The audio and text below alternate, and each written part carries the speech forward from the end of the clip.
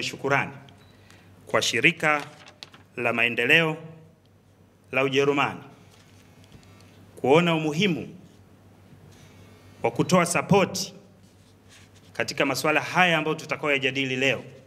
Tumezungumza mambo yanayohusu, yametajwa mambo yanayohusu digital safety, manake usalama katika masuala ya mtandao, na tunaona yapo mashirika mengi, lakini TAMWA leo hii amekuwa ni sehemu ya baadhi ya mashirika hayo ya maendeleo ambao wameweza kuingia katika kutekeleza mradi huu ambao unaenda kuunga juhudi, unaenda kuunga mkono juhudi za serikali za kutokomeza ukatili dhidi ya wanawake na watoto. Kama ilivyotajwa awali, kwa mkoa wa Dar es Salaam tutakuwa tuna halmashauri mbili, halmashauri ya Kinondoni, halmashauri ya Temeke, lakini kuna mkoa pia wa Tanga.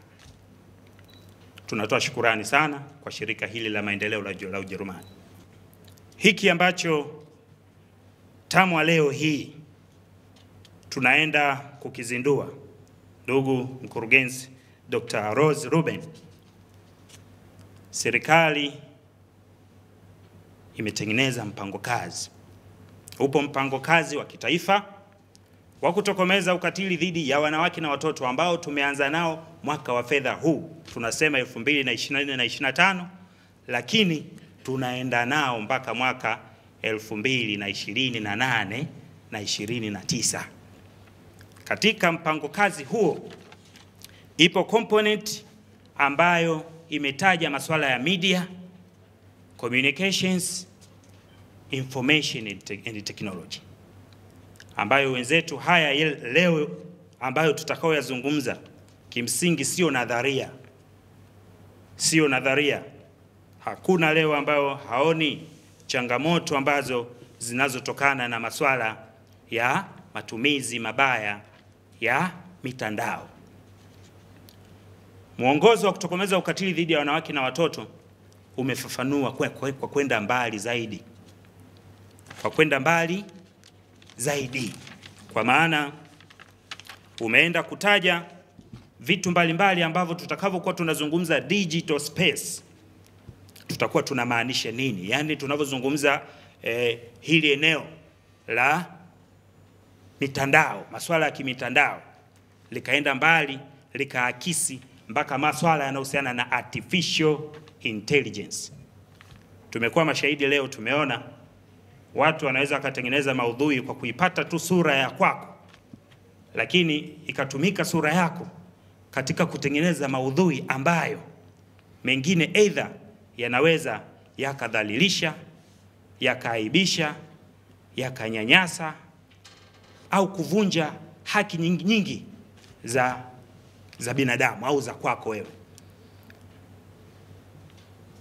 Mwongozo wa kutokomeza ukatili dhidi ya wanawake na watoto umeakisi pia madhara ambayo yanaweza yakatokana na maudhui yoyote ambayo yanaweza yakadhalilisha, ambao madhara makubwa kama alivyozungumza mwakilishi kutoka shirika la maendeleo la Ujerumani.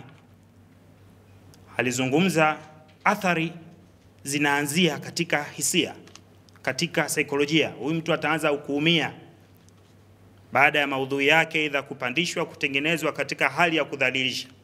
Ataanza kuumia katika mazingira hayo, lakini baadaye inaweza ikapelekea ikaleta madhara mengine ya kiafya, kwa maana tunafahamu athari za stress, athari za kisaikolojia, afya akili ya mtu inavyokuwa imedhalilishwa, inaweza ikapelekea hata utu wa mtu kuharibika pamoja na kifo.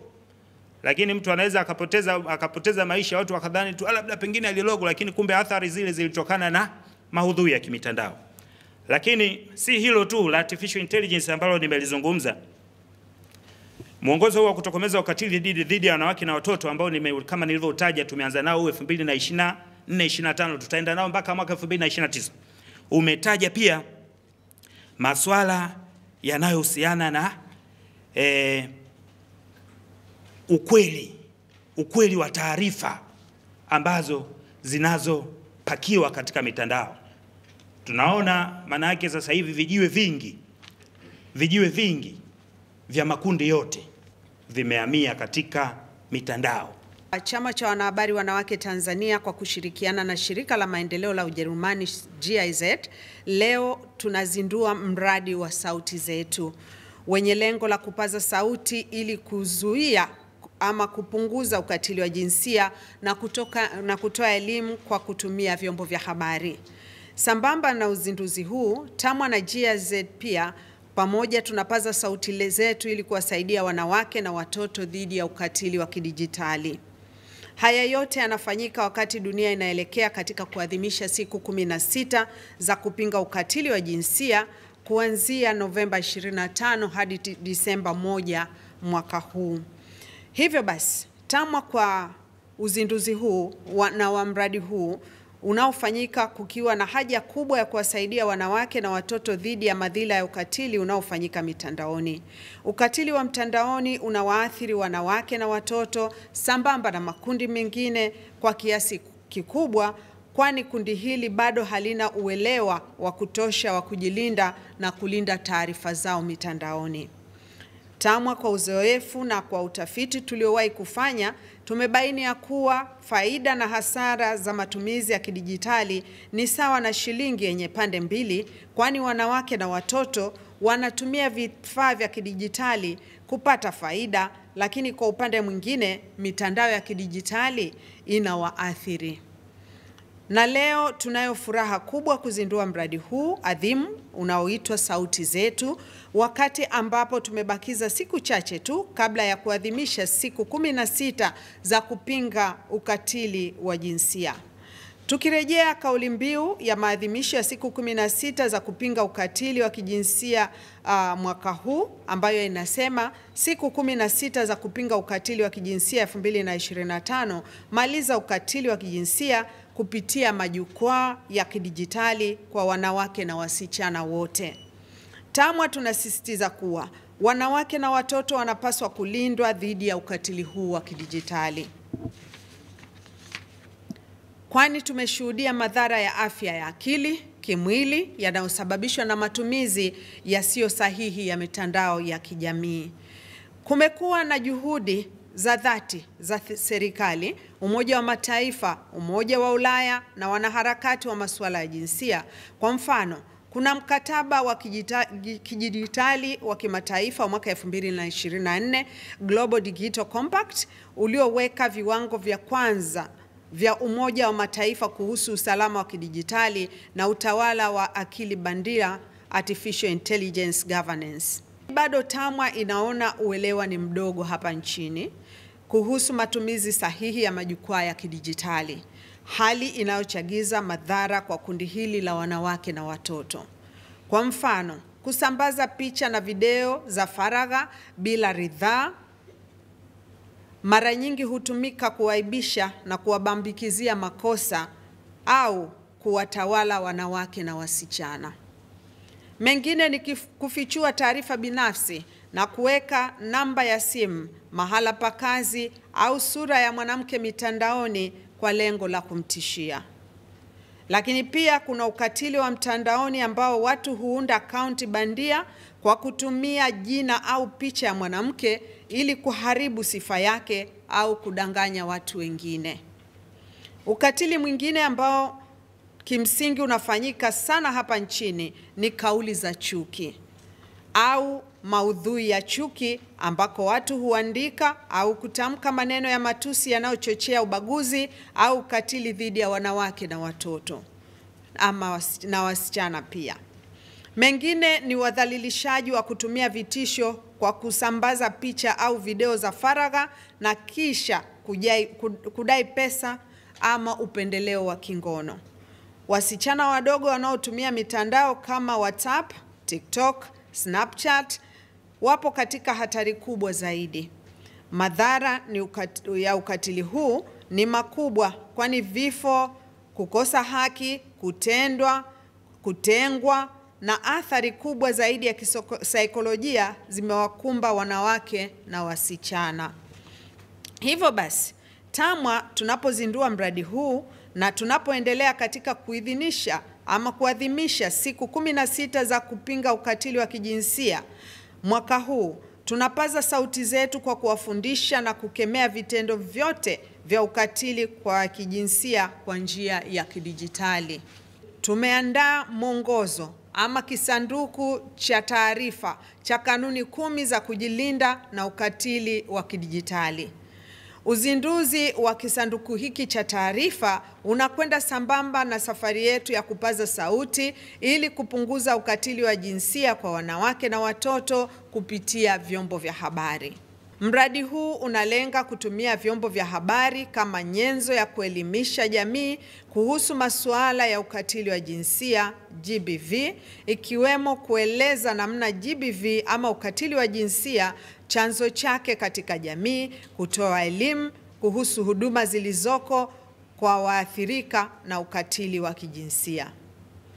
Kupitia utoaji wa jumbe muhimu kuhusu masuala ya ukatili wa jinsia, mifumo ya kisheria, haki ya waathirika na njia ya kupata haki, mradi huu utawawezesha waathirika kupata ufahamu wa haki zao na huduma na msaada uliopo. Aidha, mradi huu utalenga kuongeza uelewa wa umma, kupinga mila na desturi kandamizi na kuhamasisha wadau mbalimbali kuchukua hatua dhidi ya ukatili wa kijinsia.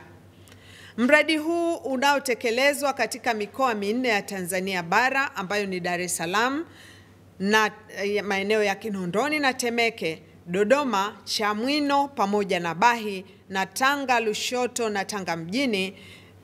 Vyombo vya habari vitakuwa ndicho chombo kikuu cha kufikisha taarifa, kuongeza uelewa na kutumika kama daraja kati ya jamii, asasi na waathirika wa jamii.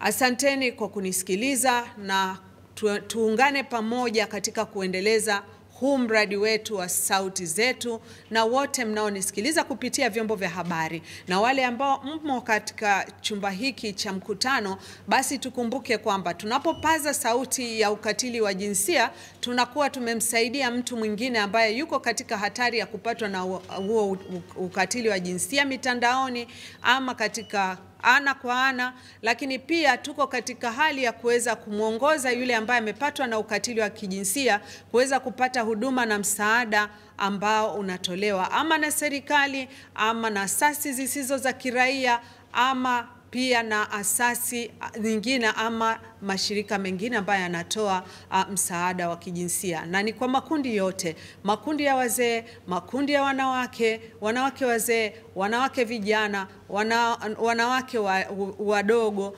lakini wote, hata makundi mengine ya watu wenye ulemavu nao pia wanapaswa kupaza sauti ili kuweza kupata msaada wanapokuwa wamekumbwa na ukatili wa jinsia. It is a great pleasure to join you for the launch of the Sauti Zetu project that we implementing in collaboration with the Tanzania Media Women's Association, TAMWA. And yeah, I speak on behalf of the Access to Justice for Women and Children project that GIZ Tanzania is jointly implementing with the Ministry of Constitutional and Legal Affairs. It aims at contributing towards the elimination of sexualized and gender-based violence through improving the prerequisites for access to justice for vulnerable groups, especially women and children.